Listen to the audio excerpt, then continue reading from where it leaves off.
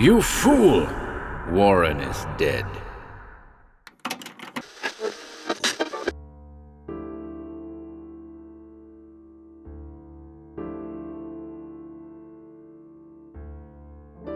Welcome to HorrorBabble. I'm back today with a new Clark Ashton Smith recording, the Second Interment, which first appeared in the January 1933 edition of Strange Tales of Mystery and Terror.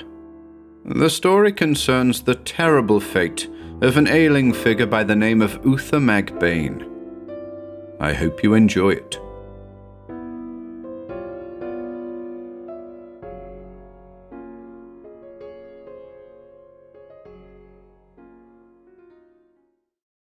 The Second Interment by Clark Ashton Smith. 1. "Well," said Guy Magbane, "I notice that you're still alive." His curtain-shadowed lips, as they shaped the words, took on a thin, ambiguous curve that might have been either smile or sneer. He came forward, peering a little obliquely at the sick man, and held out the glass of garnet-coloured medicine. Sir Uther Magbane, sitting amid the heavy pillows like a death's head, with tawny hair and blue eyes, made no answer, and appeared to hesitate before accepting the glass. A dark, formless terror seemed to float upward in his pale gaze, like a drowned object that rises slowly in some autumnal weir. Finally, he took the glass and drained its contents with a convulsive gulp, as if the act of swallowing were difficult. "I'm pretty sick this time, Guy," he said, in a voice that some inner constraint or actual physical constriction had rendered harshly guttural and toneless. "But the worst fear is that I may not be sick enough, that the thing may happen again as it did before. My God, I can't think of anything else, can't imagine anything else but the black, suffocating agony, the blind, intolerable, stifling horror of it. Promise me again, Guy, that you'll defer my burial for at least a fortnight, for a month, and swear that when you do put me away, you'll make sure that the push-button and electric wiring in my casket are in good order. Merciful God, supposing I should wake up in the tomb and find that the alarm didn't work." "Don't worry, I'll attend to all that." The tone was soothing, a little contemptuous, and to the listener touched with a sinister meaning. Guy Magbane turned to leave the room, and did not see that the floating fear in his brother's gaze had become for the moment a palpable, recognizable thing. He added over his shoulder, negligently and without looking back, "That idea has grown to be a regular obsession with you. Just because the thing occurred once doesn't mean that it will ever occur again. If you die this time, you'll stay dead, in all likelihood. There won't be any more mistakes about it." With this equivocal and dubious reassurance, he went out and closed the door behind him. Sir Uther Magbane leaned back among the pillows and stared at the sombre oaken wainscoting. He felt, as he had felt ever since the beginning of his present illness, that the room was too cramped and narrow, that the walls were always threatening to close in upon him, the roof to descend above him like the sides and lid of a coffin. He could never seem to draw a full breath. All he could do was to lie there, alone with his ghastly fear, his hideous memories and his even more hideous apprehensions. The visits of his younger brother, Guy, for some time past, had served merely to strengthen his feeling of sepulchral oppression, for Guy was now part of the fear. He had always been afraid of death, even in his boyhood, that time when the spectre should normally be dim and far away, if perceived at all. It had begun with the early death of his mother. Ever since that black bereavement, a hovering vulturine shadow had seemed to taint and darken the things that were unspoiled for others. His imagination, morbidly acute, sick with suspicion of life itself, had seen everywhere the indwelling skeleton, the flower-shrouded corpse. The kisses of young love were flavored with mortality. The very sap of things was touched with putrefaction. With heartfelt shudders, as he matured, he had nourished his charnel fancy on all that was macabre in art and literature. Like a seer who gazes into a black crystal, he foresaw with harrowing minuteness the physical and mental agonies of dissolution. He previsioned the activities of decay, the slow toil of the mordant worm, as clearly as if he had descended into the tomb's loathsome oblivion. But he had not imagined or feared the most poignant horror of all, that of premature burial, until he had himself experienced it. The thing had come without warning, just after his succession to the estate and his engagement to Alice Margreave, in whose love he had begun to forget a little his boyhood terrors. It was as if the haunting spectre had retired, only to strike in a more abhorrent and appalling shape. Lying there now, the memory seemed to stop his very heart, to throttle his breathing, as it always did. Again, with hallucinatory distinctness, he recalled the first gradual attack of his mysterious malady. He recalled the beginning of his syncope, the lightless gulf into which he had gone down by timeless degrees, as if through infinite empty space. Somewhere in that gulf he had found oblivion, the black instant that might have been hours or ages, from which he had awakened in darkness, had tried to sit up, and had bruised his face against an adamantine obstruction that seemed to be only a few inches above him. He had struck out blindly, in mad, insensate panic, trying to thrash about with hands and feet, and had met on all sides a hard, unyielding surface, more terrifying because of its inexplicable nearness than the walls of some nighted oubliette. There was a period of nightmare confusion, and then he knew what had happened. By some ghastly mistake, he had been placed, still alive, in a casket, and the casket was in the old vaults of his family, below the chapel floor. He began to scream then, and his screams, with the dull, muffled repercussion of some underground explosion, were hurled back upon him appallingly in the narrow space. Already the air seemed to stifle him, thick with mortuary odours of wood and cloth. Hysteria seized him, and he went quite mad, hurling himself against the lid in what seemed an eternity of cramped, hopeless struggle. He did not hear the sound of footsteps that came hurrying to his aid, and the blows of men with chisels and hammers on the heavy lid which mingled indistinguishably with his own cries and clamourings. Even when the lid was wrenched loose, he had become quite delirious with the horror of it all, and had fought against his rescuers, as if they too were part of the suffocating, constrictive nightmare. Never was he able to believe that his experience had been a matter of a few minutes only, that he had awakened just after the depositing of the coffin in the vault, and before the actual lowering of the slab and the departure of the pallbearers, whose horrified attention he had attracted by the muted sound of his cries and struggles. It seemed to him that he must have fought there for immeasurable cycles. The shock had left him with shattered nerves that trembled uncontrollably, nerves that found a secret terror, a funereal alarm in the most innocent, unshadowed things.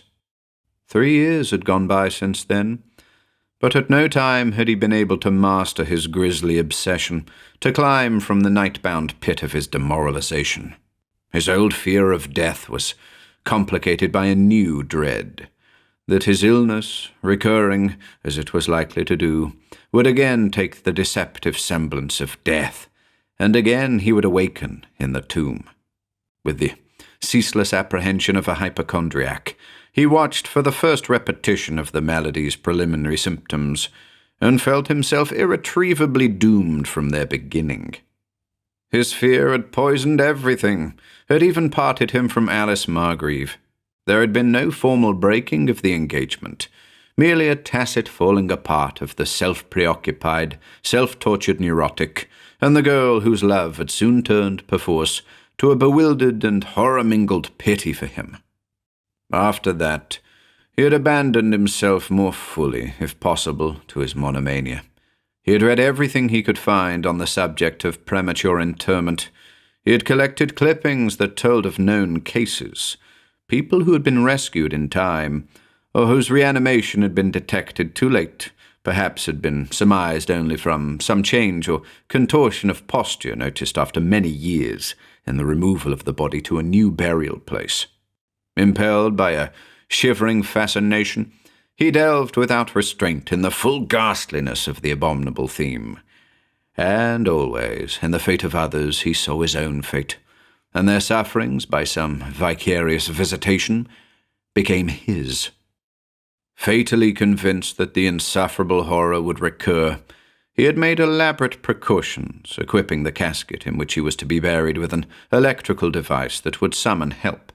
The least pressure of a button, within easy reach of his right hand, would set an alarm gong to ringing in the family chapel above, together with a second gong in the nearby manor house. Even this, however, did little to assuage his fears.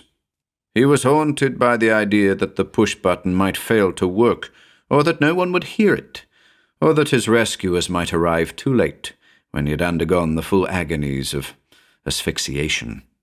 These apprehensions, growing more dolorous and more tyrannous daily, had accompanied the first stages of his second illness. Then, by vacillating degrees, he had begun to doubt his brother, to suspect that Guy, being next in the line of inheritance, might wish for his demise, and have an interest in its consummation. Guy had always been a cynical, cold-blooded sort, and his half-concealed contempt and scant sympathy for Uther Magbane's obsession was readily translated into darker terms by a sick fantasy. Gradually, as he grew weaker, the invalid had come to fear that his brother would deliberately hasten the burial, might even disconnect the device for summoning aid, whose care had been confided to him. Now, after Guy had gone out, the certainty of such treachery, like a black and noxious blossom, leaped full-grown in Sir Uther Magbane's mind. Swept by a cold, devastating panic, he resolved that he would speak at the first opportunity to someone else, would confide secretly to another person than Guy the responsibility of seeing that the electrical alarm was kept in good working order. Hours went by in a shrouded file as he lay there with his poisonous and sepulchral thoughts. It was afternoon, and the sloping sun should have shone now through the leaded panes, but the yew-fringed sky beyond the window seemed to be overcast, and there was only a sodden glimmering. Twilight began to weave a grey web in the room, and Magbane remembered that it was almost time for the doctor to pay him his evening visit. Could he dare confide in the doctor, he wondered? He did not know the man very well. The family physician had died some time ago, and this new doctor had been called in by Guy. Sir Uther had never cared much for his manner, which was both brisk and saturnine. He might be in league with Guy, might have an understanding as to the way in which the elder brother could be so conveniently disposed of, and his demise made certain. No, he could not speak to the doctor. Who was there to help him anyway? He had never made many friends, and even these seemed to have deserted him. The manor house was in a lonely part of the country, and everything would facilitate the treachery that he apprehended. God, he was being smothered, buried alive. Someone opened the door quietly and came toward him. He felt so hopeless and helpless that he did not even try to turn. Presently the visitor stood before him, and he saw that it was Holton, the aged family butler, who had served 3 generations of the Magbanes. Probably he could trust Holton, and he would speak about the matter now. He framed the words with which he would address the butler, and was horrified when his tongue and his lips refused to obey him. He had not noticed anything wrong heretofore. His brain and his senses had been preternaturally clear, but now an icy paralysis appeared to have seized his organs of articulation. He tried to lift his pale, claw-like hand and beckon to Holton, but the hand lay moveless on the counterpane, in spite of the agonized and Herculean effort of will which he exerted.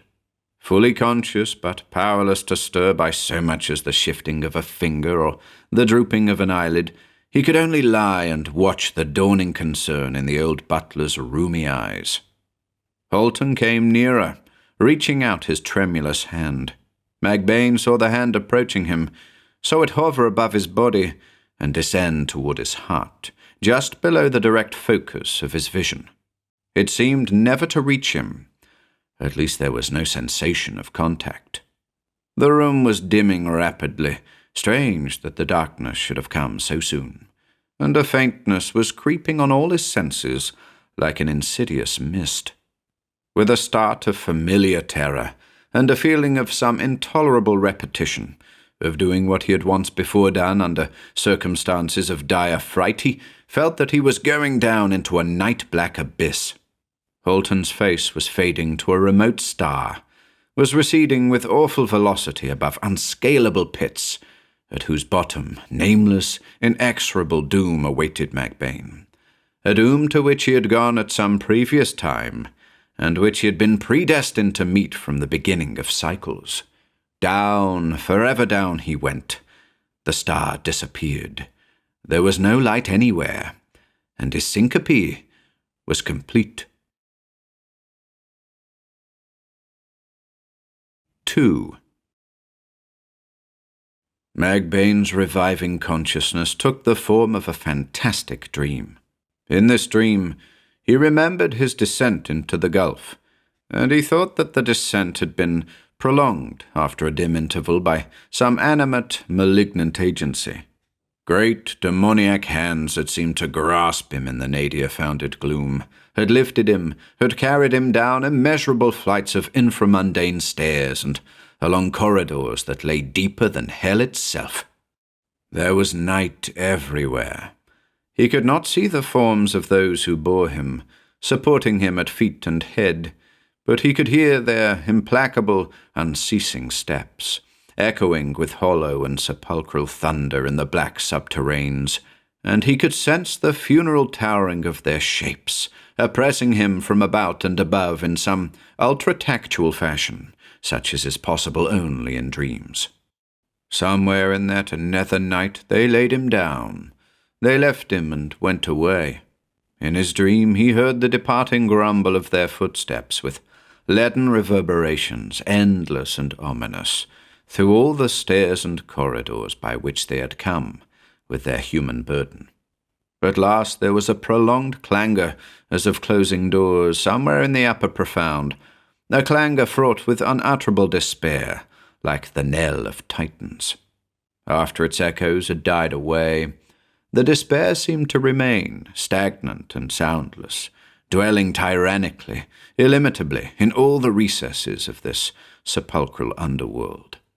Silence, dank, stifling, Aeonian silence prevailed, as if the whole universe had died, had gone down to some infraspatial burial.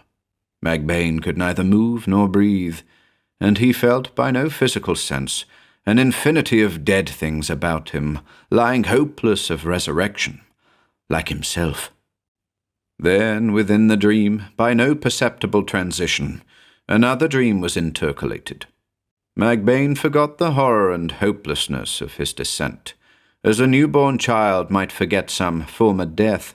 He thought that he was standing in a place of soft sunlight and blithe, many-tinted flowers. An April turf was deep and resilient beneath him. The heavens were those of some vernal paradise, and he was not alone in this Eden, for Alice Margreave, his former fiancée, stood lovely and smiling amid the nearer blossoms.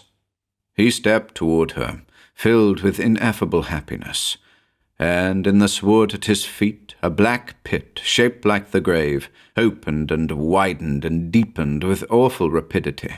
Powerless to avert his doom, he went down into the pit, falling interminably, and the darkness closed above him, swooping from all sides on a dim pinpoint of light which was all that remained of the April heavens.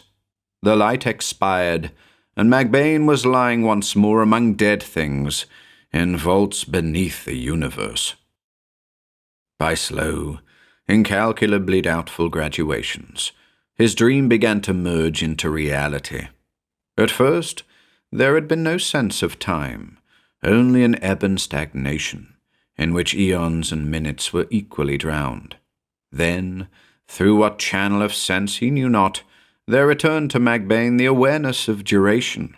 The awareness sharpened, and he thought that he heard, at long, regular intervals, a remote and muffled sound. Insufferable doubt and bewilderment, associated with some horror which he could not recall, awoke and brooded noxiously in his dark mind. Now he became aware of bodily discomfort. A dank chill, beginning as if in his very brain, crept downward through his body and limbs, till it reached his extremities and left them tingling. He felt, too, that he was intolerably cramped, was lying in some stiff, straightened position. With mounting terror, for which as yet he could find no name, he heard the remote muffled sound draw closer, till it was in his own body, and was no longer a sound, but the palpable hammering of his heart against his side. With this clarifying of his sense-perceptions, he knew abruptly, as in a flash of black lightning, the thing of which he was afraid. The terrible knowledge went through him in a lethal shock, leaving him frozen. It was like a titanic rigor, oppressing all his members, constricting his throat and heart as with iron bands, inhibiting his breath, crushing him like some material incubus. He dare not, could not move to verify his fear.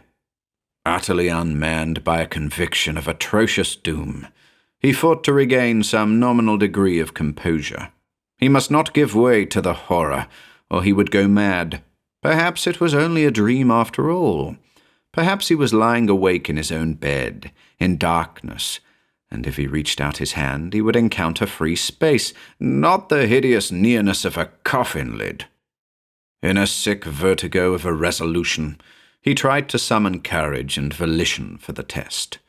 His sense of smell, awakening now, tended to confirm his despair, for there was a musty closeness, a dismal, sodden reek of wood and cloth, even as once before.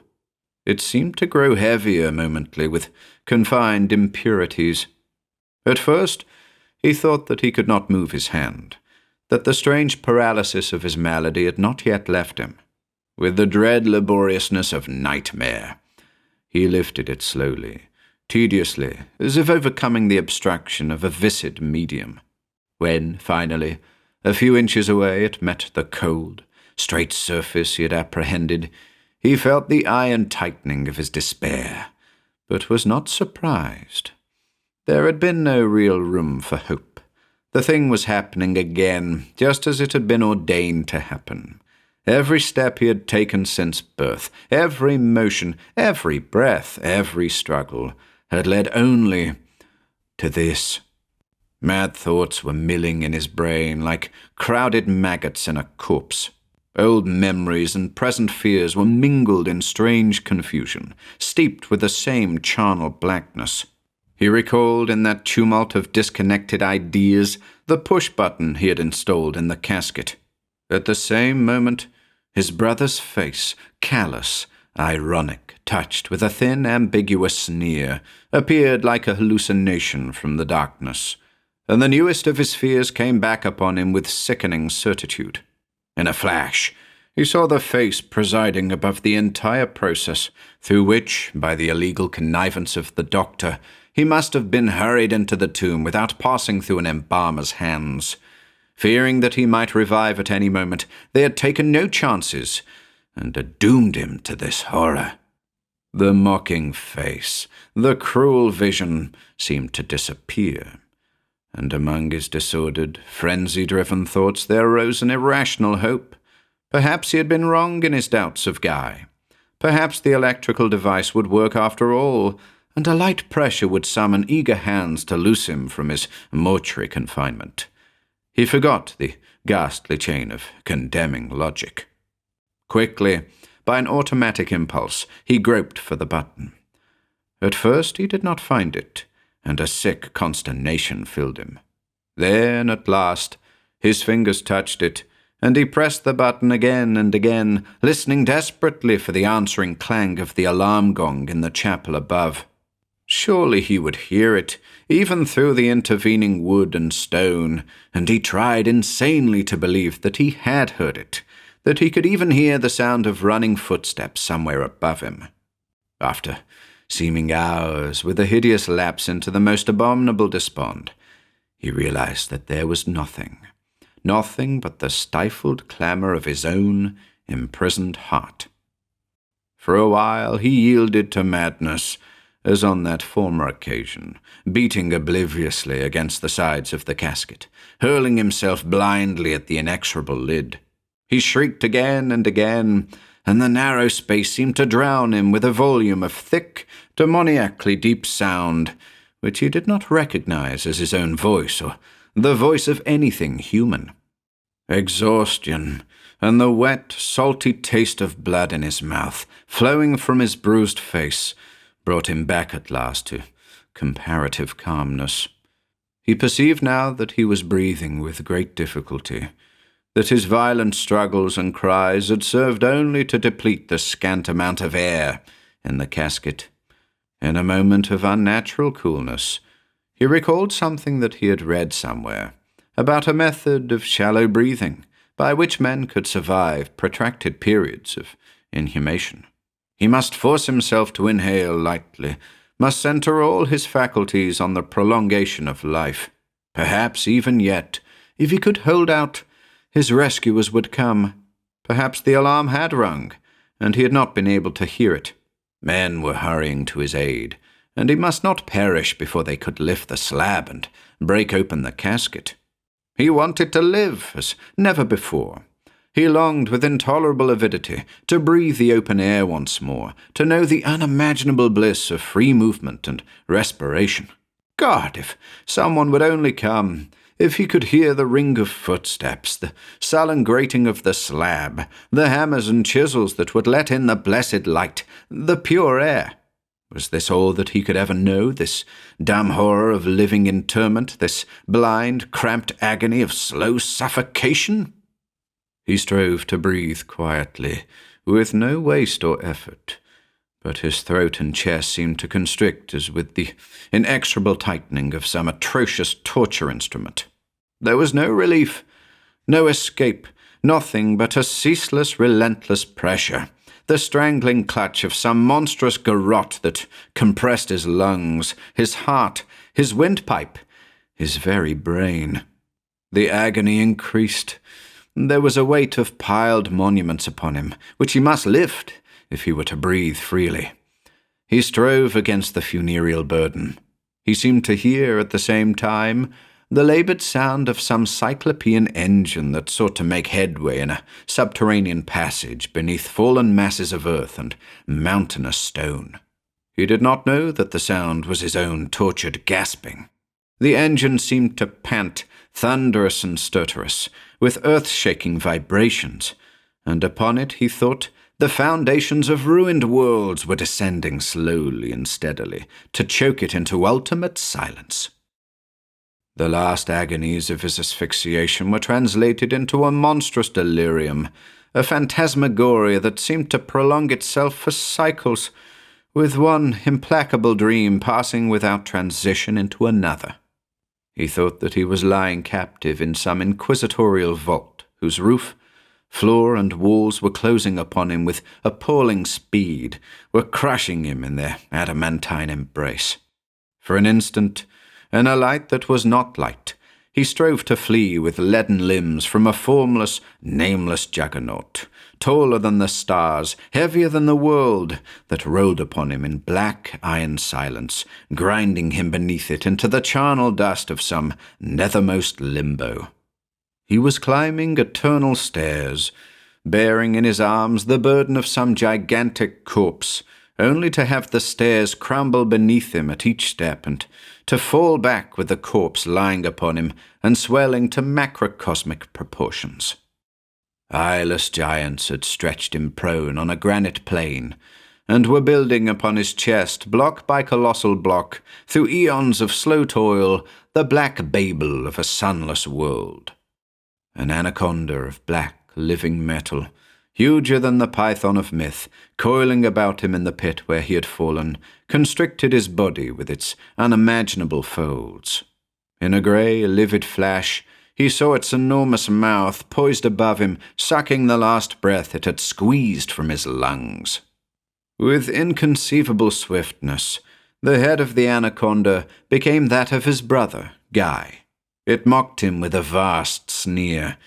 It appeared to swell and expand, to lose all human semblance or proportion, to become a blank, dark mass that rushed upon him in cyclonic gloom, driving him down into the space beyond space. Somewhere in that descent, there came to him the unknown, incognizable mercy of nothingness.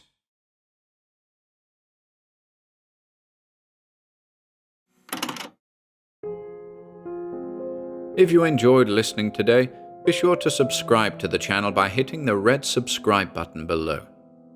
After doing so, click the bell icon next to the subscribe button to receive new content notifications. If you'd like to support our work and receive exclusive perks, consider becoming a channel member by clicking the join button below.